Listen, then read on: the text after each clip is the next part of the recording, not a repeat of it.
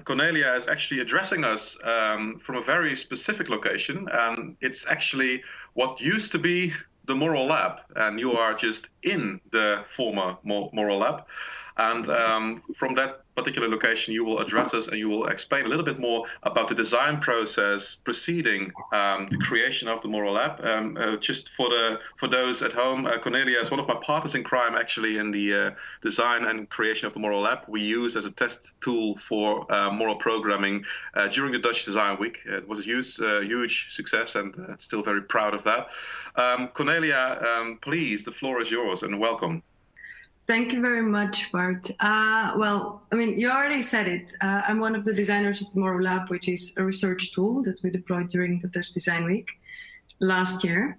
And today I would like to talk about the design process and what it really means to design for ethics, and to design, more specifically, to design with the intention to know something. So it's not about designing furniture which makes you more comfortable, or designing an object which makes your life easier, but it is about designing something which helps you know, and it is about that specific issue that I want to talk about today. So what did we want to know, and why are we here with all of us discussing all of these very, very interesting topics today? It is because we want to know in what way can the human aspect of ethics ever merge or kind of interact with the other human aspect of our lives, and that is technology. So how does our intuition come together with that? And meeting Bart about a year ago, we discussed this, and as a designer and as an architect, for me that was a very interesting issue. So quickly it became about designing a tool in which you can really kind of control the context. As John just said, context is king. So if you have a very specific context and you can design that, you can ultimately know a lot more about what people think. So this is how the Moral Lab was born.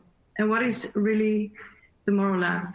Well, there are two perspectives, and I'm going to start with the perspective of the visitors of the Dutch Design Week. First off, it's a training facility for artificial intelligence. So what does that mean? It means it's a place where you can come in, right? During Dutch Design Week, very busy time, so we had to really think about what happens when you come in, how can we detach you of all of these distractions? That's why we had a very specific procedure designed for it. You would come in, you would wait for the research assistant, you would be assigned an identity number. And with this identity number, you would then be introduced to Main. Main is Moral Artificial Intelligence Network. And she was, or is the character that brings you into the world of algorithms. So she's the one that you meet and you educate about all the difficult issues that computers cannot solve alone.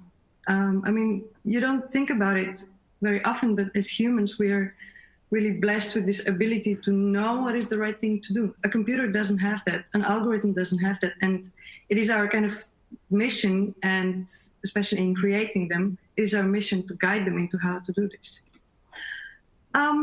Essentially, the research assistant would then bring you into your training pod. You will be left there for your training session. And then in private, in audio also, because we thought, well, audio is the best way to reach to the emotional aspect, as was mentioned before. So I'm going to play for you what Main sounds like. Welcome to Moral Lab, a training facility for artificial intelligence. Nice to meet you. My name is Main. This stands for Moral Artificial Intelligence Network. Today you are going to help me to better understand humans. You see, algorithms like me are already quite smart, but there are still questions that we have a hard time answering. And it's all because of what you humans call morality. Please teach me how to make moral decisions. I have 5 very delicate situations I need your help with. If you're ready, press the blue button to start. So this is how the experience begins. And after that, she proceeds with 5 very delicate situations, which I'm not going to disclose today because that would completely ruin the research. And this is where you spend your time. You're completely alone. You meet this object, which is sort of hanging in the middle of the room, that talks to you, and you have a means of responding to.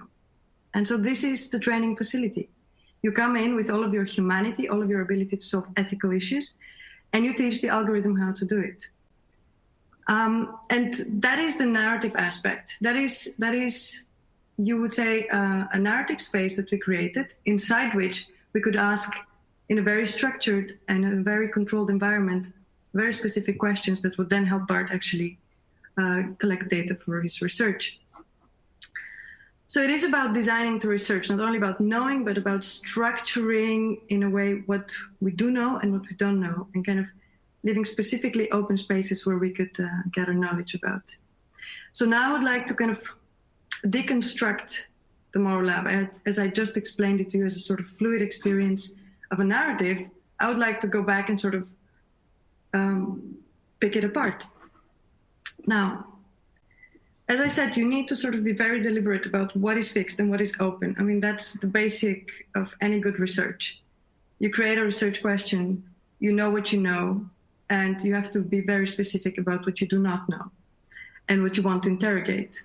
And that is what we try to create for Bart. We try to design a research tool. How does that work? Well, first of all, we have, it's a narrative space on the one hand.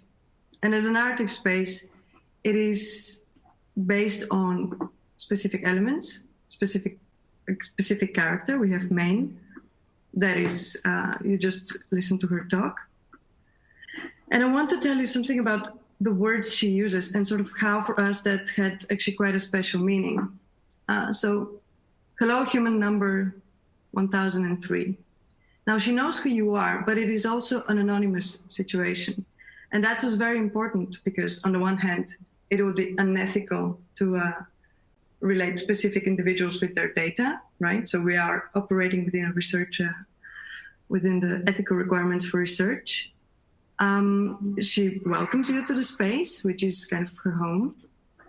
On the next moment, she would react then in a kind of very human way, which is nice to meet you. I mean, how can an algorithm ever meet you the way I could in real life? And my name, that's another sort of very, very human and sort of very emotional, even personal aspect. And finally, she will ask you for your help, right? These are three ways in which we sort of relate to each other. And if a human says it, or if a machine says it, it suddenly becomes a little bit more than something mechanical you can mistreat even. After this, she will also distinguish herself from you. Yes, sure, here I am, we're connecting, we're having our time together, you will help me. But I'm also an algorithm that is incredibly smart, and she's very proud of that, clearly. That's what we wanted to instill in that algorithm that is being created to be intelligent, right? Intelligence is one of the virtues we value most. And the fact that we use intelligence and artificial together is quite a special thing, I think. But it is about creating the character of Main, creating this persona that you can meet to and discuss with, so that you can actually also begin to think from the perspective of algorithms. So she's this middle person that we created that can represent a whole range of algorithms that already exist there and are already helping us a lot. Now, so that's about Main. And then what should she look like? Why should she even be a female? Why is it not a he? Those were questions we were asking ourselves. How would you have to interact with her? Do you speak back? Do you use buttons? In what way does that interaction influence the experience of being there, being in this mental but also physical space of the Moral Lab? How does that help you sort of connect to the stories that she's trying to bring you in? Where is it happening? You're completely alone, as I mentioned, which is something when you fill out a normal survey, there's no guarantee where you are and what you're up to. But here we know you're alone. So it's about controlling the physical aspect of the environment, which I think really brought out the quality and also the impact of the Moral Lab. It was also about the bigger setting. How many of these units do we have? What is happening? Where? How are they arranged among each other? Kind of what is the sense of these cables sort of reaching up to the ceiling, being part of a bigger network? And one thing which was really amazing that we realized is that cables are, although they seem something very simple, you can never really see the data going through these cables. A computer can, an algorithm could, but you can't. And it's sort of about these sort of non-human spaces that we have created somehow. And then there's, of course, the research assistants with their uniforms and their lab coats and this kind of sense of formality of this moment. This is not a toy. This is not a playground. It's very serious. Please sit, wait your turn. It is about the props we used. It's about having that identity, having that sticker on your chest. It is also about that all of this was happening during this design week. And one of the great things about this design week, when you think about doing research in this way, is that you have access to so many people who are very eager to come in to participate.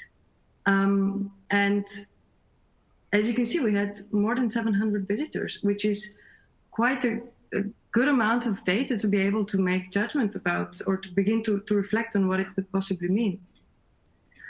To begin concluding, I would say one of the most beautiful things about this design week was actually talking with visitors after they had the experience.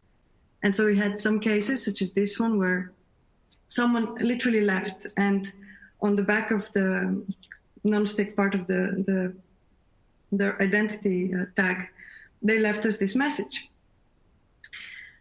So it was clearly a provocation for some people, what we did. It was a challenge. How would you live? What do you want to do with AI?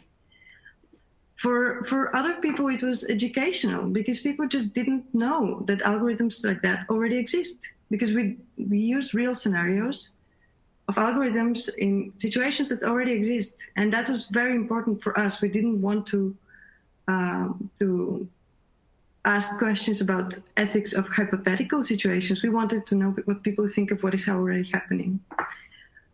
And finally, it is also potentially a tool of empowerment, because once you begin to understand that there are questions you have not been asked, like Facebook, for example. Facebook has never asked you how it should operate. But if we're going to have these algorithms in the public realm, in the public space, we have to be asked. It's part of democratization of AI. So it is, yes, it is about the power design has when it's implemented towards research and empowerment.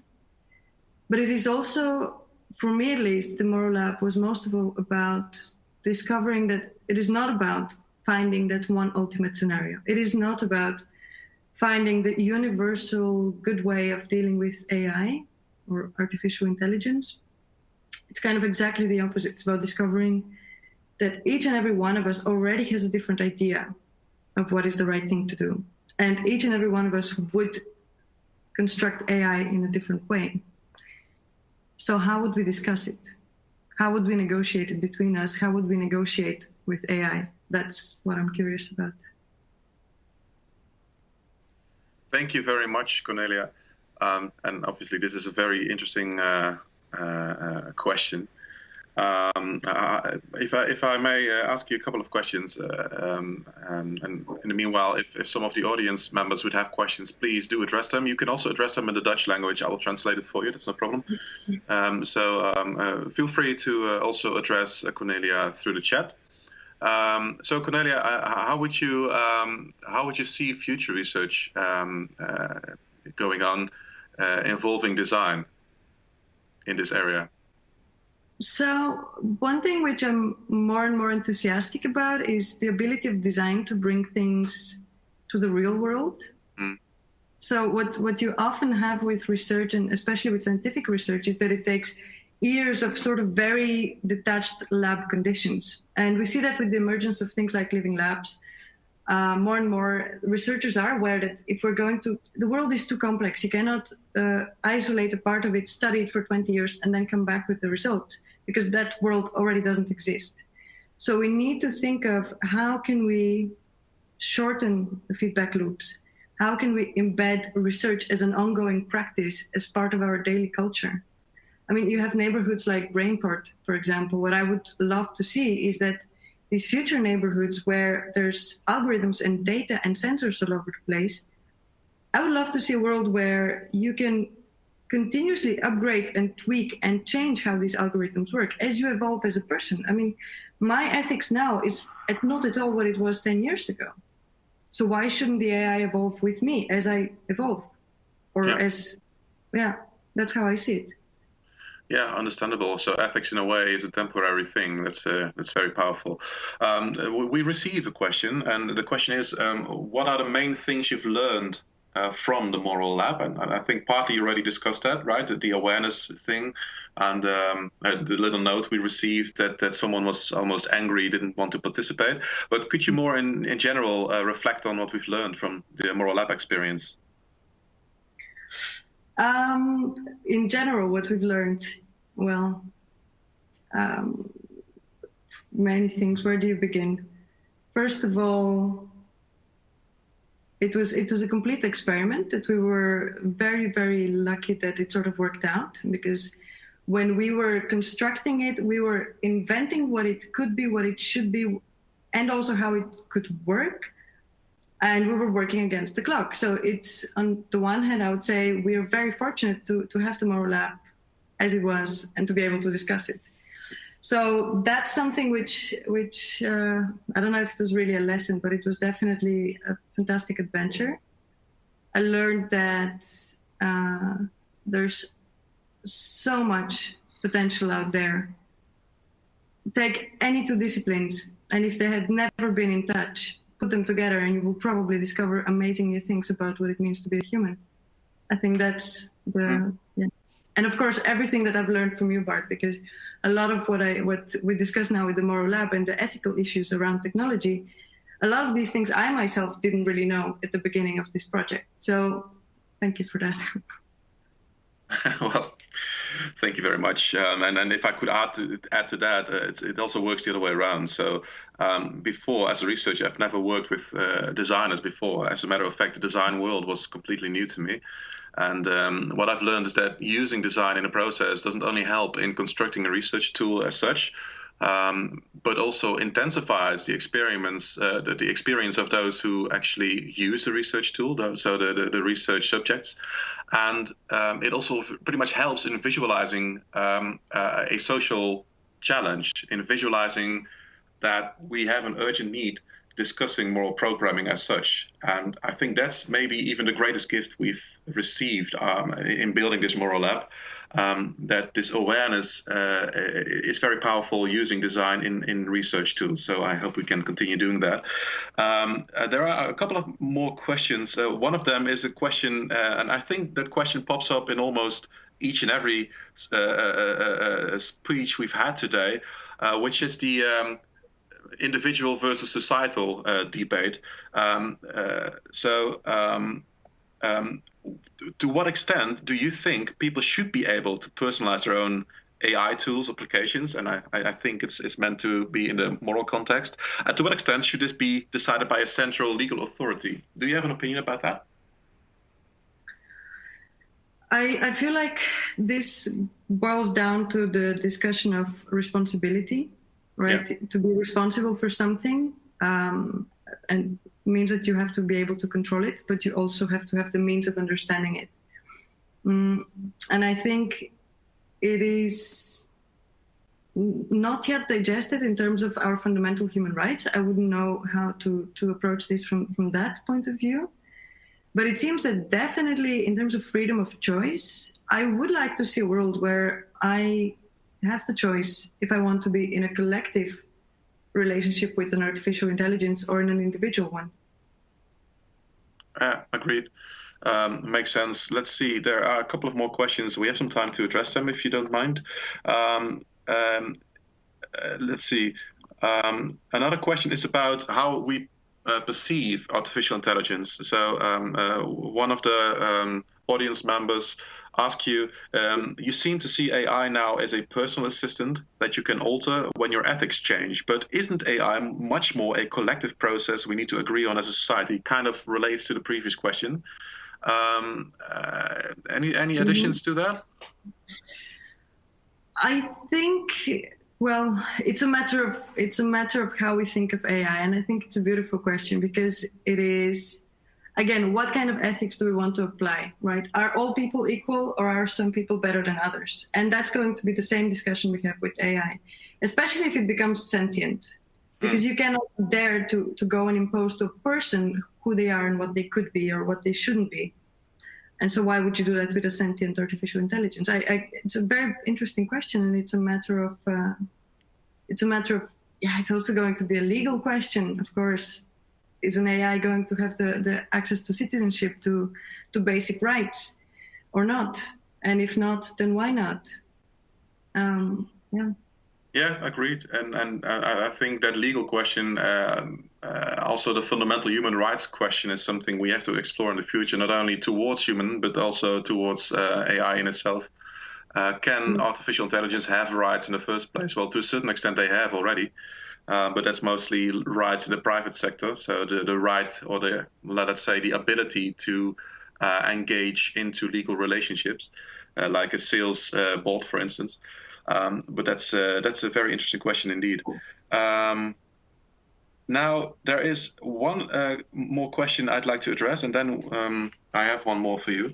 And I think this is a designing question. The question is asked, why did you choose they use the word orangeries. I think we use the word greenhouses in our own mutual chats about this, as the setting. Why did you do that?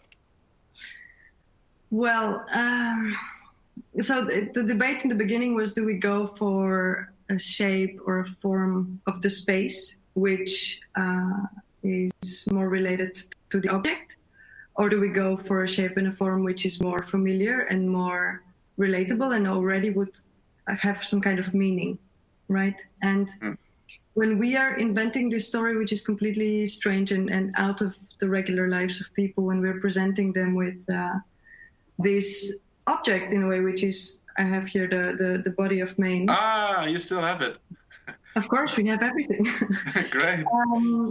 One of the intriguing aspects of a greenhouse is, you see it now, especially a lot with mass food production and generally the idea of nurturing and growing, but in a very technological, in a very calculated, measured way. And it just seemed logical to do it in greenhouses. Yeah. Makes sense. And if I may add to that, what in practice also for us worked out, I'm not sure how you feel about that, but when people entered the room, it was a big room in which the 3 greenhouses were situated. They had to register, and they had to file their personal data, so demographics like your age, gender, but also political preferences and so forth. And some people felt a little bit that like their privacy was kind of infringed at that moment. And the funny thing is, when they enter the room and they close the doors, it felt like they were in private, but at the same time, they would entrust the algorithm with all their data. And somehow that feeling was different. And so we play a little bit with the sense of privacy when we use those greenhouses. And I found it very intriguing from a privacy perspective, actually. Moving on to the next topic, Kornelia, because I know that you are also, you've used design processes in the past in solving human rights questions. The next speaker will talk about human rights. Could you spend a few thoughts of how to use design in contributing to human rights solutions? There are as many ways to do that as you have designers. I mean, there's by no means is there a singular approach to design thinking or to designing anything. For me, the way that the answer to that question translates, for me personally, it is about creating tools of community empowerment. It is about guiding communities in a way of thinking about the territory, in a way of thinking about their space, in a way of thinking that really empowers them and gives them a sense of ownership. I mean, that relates to a project I worked on for a human rights defender from Nicaragua, where I developed a community mapping toolbox made out of a collection of very, very simple objects that you could buy for less than 100 euros, for example. And it was about giving a sense of ownership. Through that, you gain dignity. Through that, you gain also agency. And all of these are essential in order for you to keep fighting for your human rights, right? Yes. That's the way I see it, but it's by no means the only way to do that. Yeah, makes sense. Thank you very much, Kornelia. Just to give the audience also the complete full information. You are a member of We Are. You are one of the co-owners, if I understand correctly. And We Are is a foundation that is actually some sort of a designers collective. I hope I put it the right way now. And Bernard Langer was also involved in designing the Moral Lab. And well, basically, it was the three of us doing the job, kind of. And well, it was some experience, I could say. Wonderful. Thank you very much for participating in this symposium, and your contribution is highly appreciated.